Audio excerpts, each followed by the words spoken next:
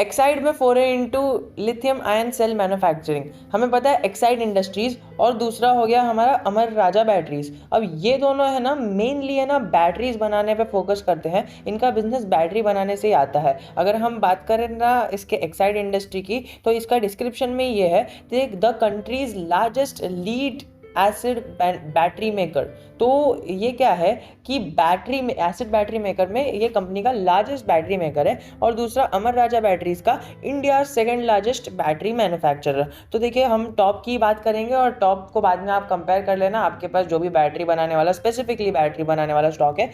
यहाँ पर तो ऑटो के कंपोनेंट्स बनाने वाले बहुत सेक्टर है। अगर आप देखोगे ये सेक्टर ऑटो एनक्लरीज और इंडस्ट्री ऑटो एनक्लरीज, उसके अंदर अगर आप देखोगे तो मदरसन सुमी, बॉश आ गया, मिंडा इंडस्ट्रीज आ गया। बट हमें क्या देखना है, जो स्पेसिफिकली खाली बैटरीज बनाता है। क्योंकि देखिए हमें पता है ईवी के अंदर है ना सबसे ज़्यादा इंपॉर्टेंट जो चीज़ होती है वो होती है बैटरीज। अब जो चीज़ हमें सिर्फ बैटरीज बनाते हुए दिख रही है, जो इंडस्ट्री, जो कंपनी, जो स्टॉक हमें सिर्फ बैटरी पे फोकस्ड दिख रहा है, वो बैटरी को तो आएगा ही ना। अभी मैं हमेशा आपको एग्जाम्पल देता हूँ कि change is the nature of the world, survival of the fittest is the theory of Darwin theory में यही है कि सबसे इंटेलिजेंट सर्वाइव नहीं करता है, सबसे ज़्यादा स्ट्रॉन्गेस्ट सर्वाइव नहीं करता है, सबसे ज़्यादा वीकेस्ट सर्वाइव नहीं करता है। तो सर्वाइव कौन करता है? सर्वाइव वो करता है जो फिटेस्ट हो। तो यही है जो चेंज को अडॉप्ट करे। जैसे कि नोकिया ने चेंज को अडॉप्ट नहीं किया और आज यहाँ पर किधर है वो हमने देख ही लिया। उसी तरह ये खाली बैटरी मैन्युफैक्चर करती है हमारा राजा बैटरीज और हमारा एक्साइड इंडस्ट्रीज, तो ये दोनों खाली बैटरी मैन्युफैक्चर करती है। अब बैटरी मैन्युफैक्चर करने में जो अभी नया हर एक इंसान के ज़ुबान पर जो नाम है वो है lithium ion batteries. We all know कि lithium ion batteries are used in electric vehicles, जो एक मेन कंपोनेंट रहता है और जिसकी डिमांड बहुत ज़्यादा है और सप्लाई बहुत कम है बिकॉज वो स्कैरसिटी है। अभी हमने देखा कि न्यूज़ आई कि हमारी एक्साइड इंडस्ट्रीज जो लीडिंग मैन्युफैक्चरर ऑफ बैटरी है, वो यहाँ पर कहीं ना कहीं हमें लिथियम आयन बैटरी के ऊपर अपना इंटरेस्ट दिखा रही है। और कुछ एक आध हफ्ते पहले न्यूज़ आई थी कि हमारा अमर राजा बैटरीज जो सेकेंड लार्जेस्ट बैटरी मैन्युफैक्चर है, वो भी अपना लिथियम आयन बैटरीज की ओर अपना आकर्षण जता रहा है कि हमें इसके अंदर इंटरेस्ट है।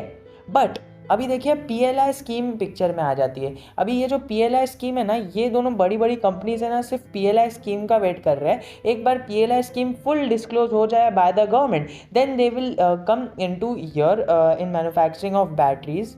अब PLI स्कीम तो हमने बहुत सुना है, लेकिन PLI स्कीम असल में क्या है बहुत ही शॉर्ट में बताऊंगा ताकि जिसको पता है उसका टाइम वेस्ट भी ना हो और जिसको नहीं पता है वो भी समझ जाए। देखिए the governments production linked incentive scheme, तो प्रोडक्शन लिंक्ड इंसेंटिव स्कीम इसको ही कहते हैं PLI स्कीम। तो ये क्या है ना लार्ज स्केल इलेक्ट्रॉनिक्स मैन्युफैक्चरिंग के लिए ये स्कीम है। तो उनको है ना ये प्रोड्यूसर्स को है ना इंसेंटिव्स प्रोवाइड करने वाली स्कीम है। वो इंडिया को है ना ये एक बिड हब बनाने वाले हैं, ये एक्सपोर्ट और इंपोर्ट और हमारा मैन्युफैक्चर। अब देखिए हमें पता है कि कोई भी चीज़ इंडिया में बनती है तो इंडिया को के फ़ायदा होता है, लेकिन जब तक वो एक्सपोर्ट नहीं होती है तब तक उतना फ़ायदा नहीं होता है। तो एक बार मैन्युफैक्चर हो गया, सबसे पहली चीज़ मैन्युफैक्चर होकर इंडिया से बाहर एक्सपोर्ट हो गई ना, तो ये दो चीज़ GDP में बहुत बड़ा कॉन्ट्रीब्यूशन करती है। जितना ज़्यादा एक्सपोर्ट होगा वो कंट्री उतना ज़्यादा इंडिपेंडेंट और डिपेंडेंट नहीं रहेगी। जितना ज़्यादा इंपोर्ट होगा वो एक अनबैलेंस्ड कंट्री का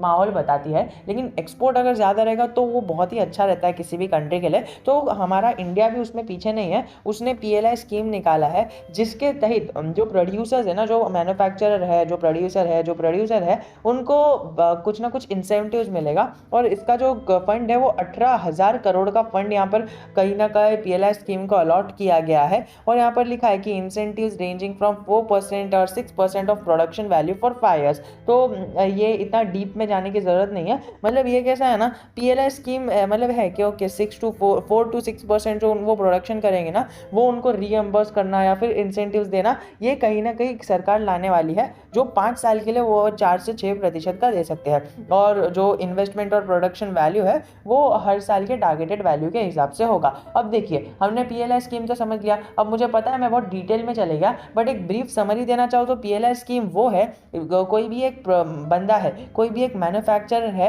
वो कोई भी चीज़ प्रोड्यूस करता है और एक्सपोर्ट करता है, प्रोड्यूस करता है और एक्सपोर्ट करता है, तो उसको PLI स्कीम का फायदा होगा। PLI स्कीम में उसे इंसेंटिव्स मिलेंगे और कई सारे बोनस और फायदे मिलेंगे प्रोड्यूसर्स को, और ये 4 से 6% भी बहुत बड़ा अमाउंट हो जाता है। तो ये स्कीम का फायदा उठाने के लिए कई सारे सेक्टर्स ने इसका फायदा उठा चुके हैं, बट गवर्नमेंट की तरफ से अभी फुल्ली ये स्कीम है ना लागू नहीं हुई है, कई सारी चीज़ें अभी आना बाकी है। तो हमारी सेकेंड लार्जेस्ट बैटरी मैन्युफैक्चरर अमर राजा बैटरीज, और हमारा जो largest manufacturer of acid battery maker वो है एक्साइड इंडस्ट्रीज, ये दोनों कहीं ना कहीं PLI स्कीम का वेट कर रहे हैं। क्योंकि देखिए, इसका जो स्कीम का आउटले है ना वो 18,100 करोड़ रुपए का है। वो 50 gigawatt are of advance cell chemistry and 5 gigawatt of are of niche advance cell chemistry. तो इतना कुछ केमिस्ट्री में जाने की ज़रूरत नहीं है हमें देखना ये है कि 18,100 करोड़ का जो फंड है वो कहीं ना कहीं उसका फ़ायदा उठाते हुए हमें देखने में ले रहा है। और 18,100 करोड़ का फ़ायदा PLI स्कीम के अंडर होगा, बट PLI स्कीम जब फुल्ली आ जाएगी मार्केट में तब जाके फ़ायदा होगा, इसी तरह से नहीं होगा। तो इन्होंने अपना कहीं ना कहीं ये जो बड़ी कंपनीज ना, टॉप बड़ी कंपनीज एक्साइड इंडस्ट्रीज और अमर राजा बैटरीज, उन्होंने लिथियम आयन की तरफ अपना फोकस जताते हुए कहा है कि हमें इसके अंदर एक संकेत दे दिया है कि हम इसके अंदर इंटरेस्टेड है, एक संकेत दे दिया है कि नहीं, हम यहाँ पर पीछे नहीं हटने वाले। हमें पता है change is the nature of the world, और जो चेंज अपने अंदर नहीं लाता है वो कहीं ना कहीं हमें बर्बाद होता हुआ दिखता है। और फिलॉसफी ना झाड़ते हुए हम बात करने वाले हैं सिर्फ कि अगर इन्हें पता है कि लिथियम आयन बैटरीज की कितनी डिमांड है, तो जैसे ही ये सरकार की तरफ से आ जाएगा PLI स्कीम का, तो वो इसके अंदर एंटर हो जाएंगे।